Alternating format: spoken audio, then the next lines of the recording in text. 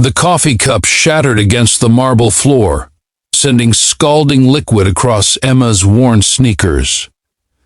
She didn't flinch, couldn't afford to.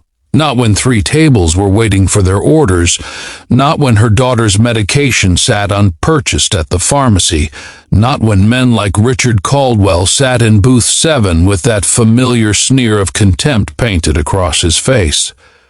"Are you mentally deficient?" His voice cut through the dinner rush at Rosie's diner like a knife. I said no foam. No foam. Does this look like no foam to you? Emma's hands trembled as she grabbed napkins from her apron, kneeling to clean the mess while 40 pairs of eyes watched her humiliation unfold. She'd served hundreds of customers in her 2 years at Rosie's, but Richard Caldwell, CEO of Caldwell Industries, as he'd reminded her 3 times already, was something different, something cruel. "I'm so sorry, sir. I'll make you a fresh one right away. You'll do more than that." He leaned back, arms crossed over his expensive suit. "You'll learn that incompetence has consequences. I want to speak to your manager. I want you fired." The diner fell silent except for the sizzle of the grill and the pounding of Emma's heart. If you believe in kindness and second chances, please hit that like button, leave a comment below, and subscribe to our channel. Your support means everything, and it helps us share more stories that matter. From the corner booth, Marcus Chen had been watching the entire scene unfold. The single father had brought his 6-year-old daughter, Lily, to Rosie's for their Friday tradition. Chocolate chip pancakes and hot cocoa, a small luxury he could barely afford on his teacher's salary. But Lily loved it here, loved Emma's warm smile and the extra whipped cream she'd sneak onto their order. Tonight that smile was gone, replaced by shame and barely contained tears. "Daddy, why is that man being mean to Miss Emma?" Lily whispered, her small hand gripping his. Marcus knew why. He'd seen it his whole life. People who measured worth by bank accounts, who treated service workers as invisible until they needed someone to abuse. His own mother had cleaned houses for families like the Caldwells, coming home with stories that broke his heart and strengthened his resolve to raise his daughter differently. Richard Caldwell was still berating Emma, his voice growing louder. "Do you know who I am? I donate to charities. I employ 300 people, and I will not tolerate this level of incompetence from someone who what?" Marcus found himself standing, his voice calm but firm. "Someone who's working a double shift on a Friday night? Someone who probably has her own family waiting at home? Someone who's human?" The CEO's face flushed red. "Excuse me? This doesn't concern you. It concerns everyone here." Marcus gestured to the crowded diner. "You see, my daughter comes here every Friday, and Emma, that waitress you're trying to destroy, she remembers that Lily likes her pancakes in the shape of Mickey Mouse. She remembers that she's allergic to strawberries. She remembers her name." "How touching," Richard sneered. "Perhaps if she spent less time playing with pancakes and more time doing her job." "Her job?" Marcus stepped closer, and something in his quiet intensity made the CEO pause. 3 weeks ago, I came in here at midnight. My daughter was in the hospital, appendicitis, and I'd been by her bedside for 18 hours. I had no cash. My cards were maxed out, and I just needed coffee and a moment to breathe. The diner was absolutely silent now. Emma served me coffee and a full meal. When I tried to explain I couldn't pay, you know what she did? She paid for it herself. Told me she had a daughter, too. That she understood, that kindness was the only currency that really mattered.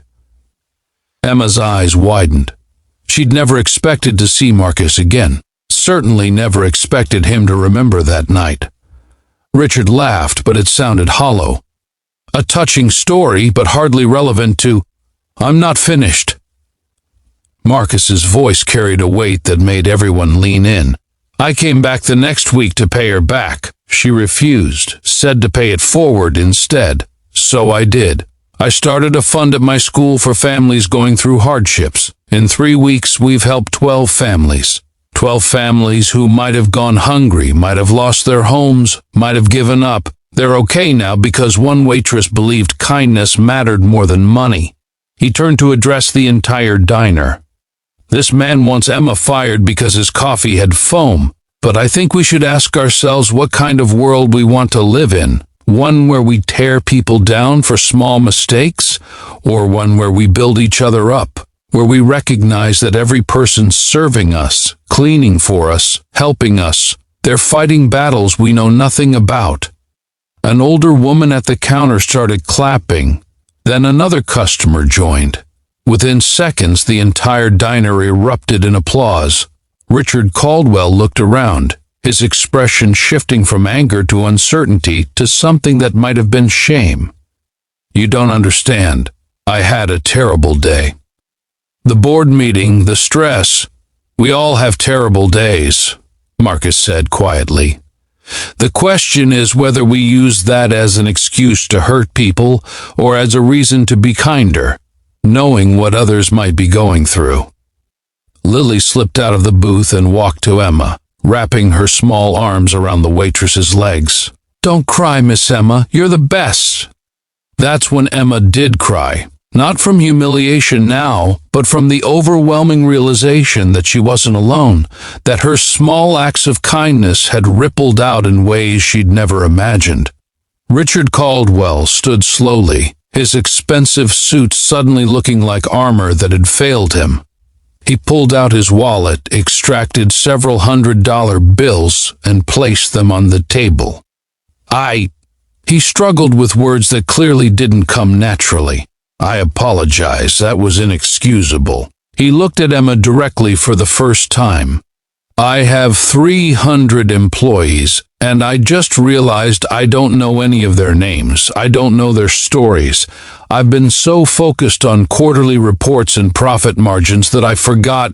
He paused, his voice cracking slightly. My mother was a waitress. She raised me alone, working double shifts, putting up with people like I just was. The diner had gone quiet again, but this silence felt different, expectant, hopeful. I can't undo what I just did, Richard continued, but I'd like to try to do better. Emma, please keep that money, and if you'll allow me, I'd like to make a donation to that fund Mr. Chen mentioned. A significant one. Marcus nodded slowly. Kindness isn't about grand gestures, Mr. Caldwell. It's about how we treat people when no one important is watching, except everyone is important, and someone is always watching. Our children, if no one else. Richard's eyes drifted to Lily, still holding Emma's hand, and something in his expression softened. You're right. My daughter is 10. I wonder what she'd think if she saw how I acted tonight. Emma finally found her voice, quiet but steady. We all have bad days, sir. What matters is what we do next. The CEO extended his hand to her. She hesitated only a moment before shaking it. Thank you, he said, for the grace I didn't deserve.